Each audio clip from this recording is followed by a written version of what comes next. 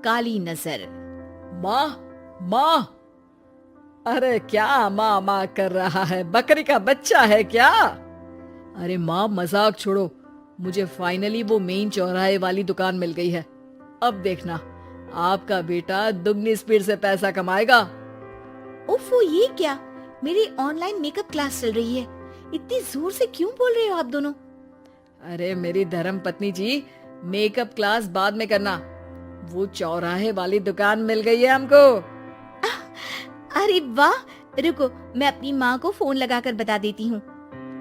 अरे मैं भी अपने रिश्तेदारों को बता देती हूँ। कितनी खुशी की बात है।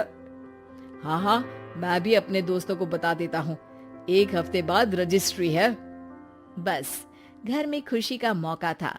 उन तीनों ने अपने अपने फोन उठाए और लोगों में बात फैलाना शुरू कर दिया। और रही सही कसर श्वेता बहू ने अपने पड़ोस में सबको बताकर कर दी।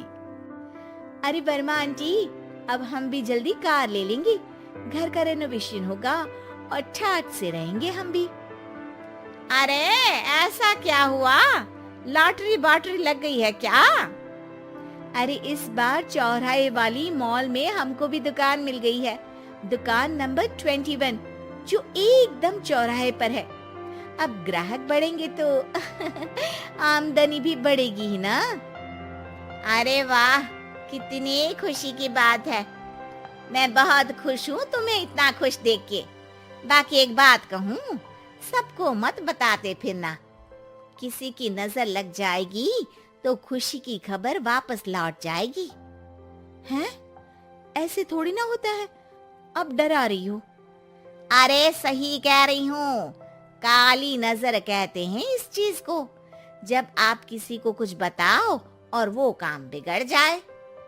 अरे लेकिन मैं तो। तुमने सबको बता दिया ना? हाँ, फोन लगा लगा के। अब बच के रहना, काली नजर बड़ी खतरनाक होती है। श्वेता इतनी खुश रहती है कि वो वर्मा आंटी की बात पर ध्यान ही नहीं देती, जबकि पड़ोस में और भी लोगों से खुशी की खबर शेयर करती रहती है। अगले दिन राजेश बहुत दुखी होकर घर आता है। अरे बेटा, क्या हुआ? मुंह क्यों सूजा हुआ है? मधुमक्खी ने काट लिया क्या? माँ, वो दुकान किसी और के पास चली गई।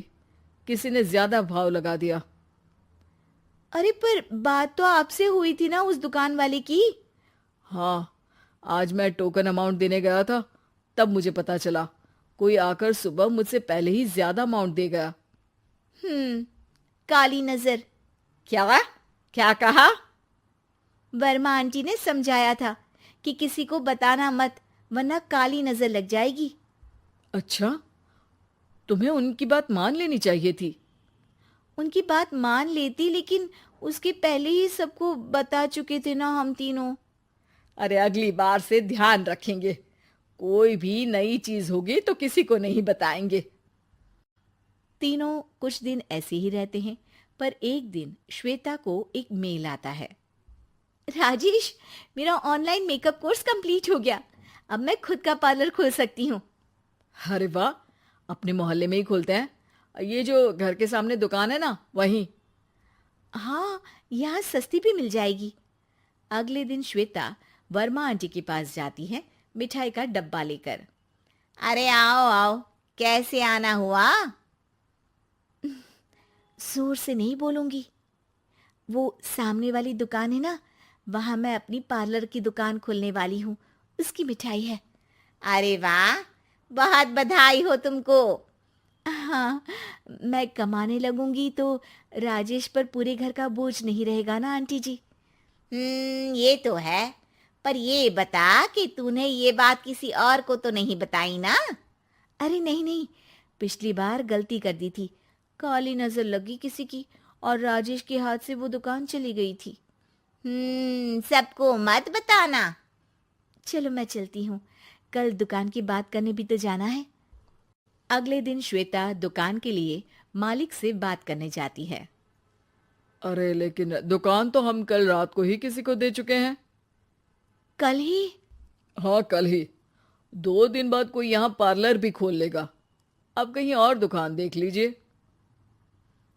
अरे पर हमको भी तो पार्लर ही खोलना था। हाँ भाई, एक ही दुकान है, आधी आधी तो नहीं दे सकता ना मैं। राजेश और श्वेता घर पर हताश होकर आ जाते हैं। इस बार तो किसी को बताया भी नहीं था, अब किसकी काली नजर लग सकती है। सुनो, तुमने माँ को बताया था क्या? अरे कैसी बात कर रही हो, माँ की नजर थोड़ी ना लगेगी। पक्का तुमने किसी को नहीं बताया था ना? सिर्फ वर्मा आंटी को बताया था, उन्होंने ही मुझे किसी को नहीं बताने को कहा। अरे यार, तुम भी सही हो, मेरी माँ को नहीं बताने को कह रही हो, पर वर्मा आंटी को बताना तुम्हें जरूरी लगा। अरे वर्मा आंटी ने ही तो काली नजर के बारे में बताया था ना, वो हमेशा हमारा भला ही तो चाहती हैं। मेरी माँ भी हमारा भला ही चाहती है। अरे पर चिल्ला क्यों रहे हो? बात नहीं कर सकते क्या आराम से? नहीं आता वो आराम से बात करना, और करना भी नहीं चाहता हूं मैं। दुकान जाने का दुख गुस्से में बदल गया था और राजेश और श्वेता में बात बंद हो गई थी। 2 दिन बाद मोहल्ले में पार्लर का इनॉग्रेशन हुआ, जिसमें मोहल्ले के सभी लोगों को बुलाया गया, पर श्वेता, राजेश और माँ नहीं जाते।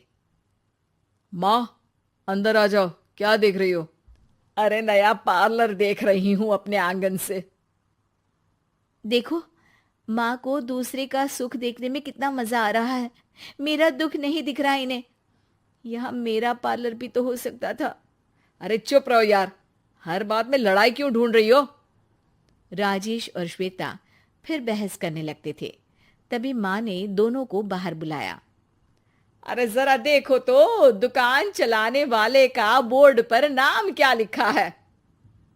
श्रुति वर्मा। गाड़ी निकाले बेटा, हमें कहीं जाना है।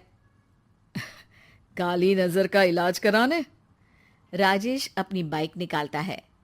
तीनों ट्रिपलिंग कर रहे हैं। माँ राजेश को उस मॉल वाली दुकान पर लेकर जाती है जहां राजेश अपनी दुकान खोलने वाला था। यही दुकान लेना चाहता था ना तू? हाँ, पर इनको भी दुखी करने लेकर आई हो क्या यहाँ पर दुकान दिखाकर? वहां काफी नहीं था? अरे श्वेता, थोड़ा सब्र रख, अभी पता चलेगा कि हम यहाँ क्यों आए हैं। बता, इस दुकान चलाने वाले का नाम क्या है? अनुपम वर्मा। कुछ समझ में आया? वो दुकान वाली श्रुति वर्मा, ये दुकान वाला अनुपम वर्मा, और हमारे पड़ोस में हमने उस दुकानों के बारे में बताया किसको था? अब वर्मा आंटी को। मतलब वर्मा आंटी ही हमारा काम बिगाड़ रही है? नहीं नहीं, ऐसा नहीं हो सकता, ये बस इत्तेफाक है। राजेश अपना फोन निकालता है और श्रुति वर्मा और अनुपम वर्मा के नाम फेसबुक पर सर्च करता है, जहां ये दोनों ही वर्मा आंटी के रिश्तेदार होते हैं। श्वेता को समझ में आ जाता है कि वर्मा आंटी की ही नजर काली नजर है। अब क्या करना है? कोई भी खुशी की खबर हो तो काली नजर से बचना है, यानी वर्मा आंटी से बचना है। अरे पर मुझे ये समझ में नहीं आया कि वो हमारे साथ ऐसा क्यों करेंगी। अरे बेटा, एक सीख है, दूर के आदमी को आपकी तरक्की से कम परेशानी होगी, पड़ोसी को ज्यादा। दोनों माँ की बात में हामी भरते हैं और अगला काम चुपचाप करने की कसम खाते हैं, ताकि आगे से वर्मा आंटी कोई काम ना बिगाड़ सके।